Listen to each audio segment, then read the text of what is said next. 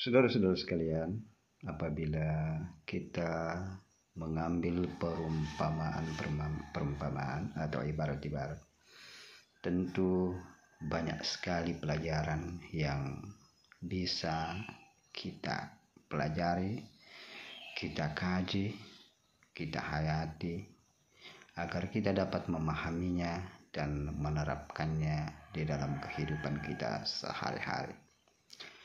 Ibarat yang kita ambil pada hari ini yaitu bagaimana seorang atau pedagang melakukan kegiatannya, tentu yang dinilai oleh kita tentu bagaimana pelayanannya dan bagaimana hasil yang dia dapatkan dalam usaha perdagangan tersebut. Kita tidak akan menilai barang apa yang dia jual, bagaimana bangunannya, dan lain-lain. Yang kita nilai adalah bagaimana dia melayani kita dan bagaimana hasil yang dia dapatkan dari usaha tersebut. Jadi orang tidak akan pernah menilai bahwa engkau adalah penjual sayuran, penjual sembako, penjual alat bangunan, dan lain-lain. Yang dinilai oleh kita pembeli adalah bagaimana dia melayani kita dan bagaimana kehidupan atau hasil yang dia dapatkan daripada usahanya tersebut.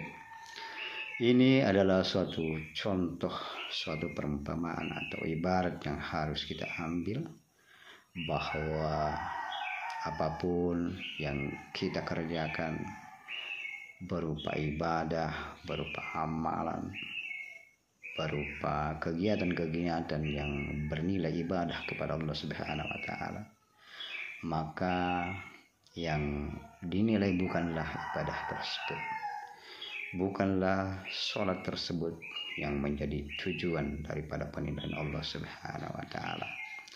Dan dinilai oleh Allah Subhanahu wa taala adalah keikhlasan kita dan zikir kita kepada Allah Subhanahu wa taala. Bagaimanapun Anda rajin bersedekah, kita rajin sholat, kita rajin puasa, kita sering berhaji, namun kesemuanya tidak meningkatkan keimanan, tidak meningkatkan zikir kita kepada Allah Subhanahu wa taala. Kesemuanya itu tidak mempunyai arti di hadapan Allah Subhanahu wa taala.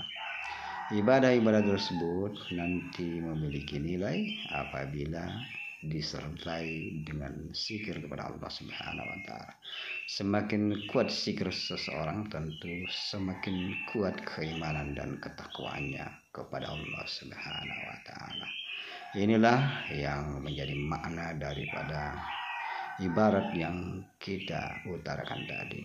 Mudah-mudahan Allah Subhanahu wa taala menjadikan ibadah-ibadah yang kita lakukan tersebut, lakukan hari ini, lakukan dari kemarin-kemarin, dan kedepannya insyaallah semuanya tertuju untuk meningkatkan zikir kita, memperkuat zikir keimanan dan ketakwaan kita kepada Allah Subhanahu wa taala, dan kita memohon lindungan dan rahmat dari Allah.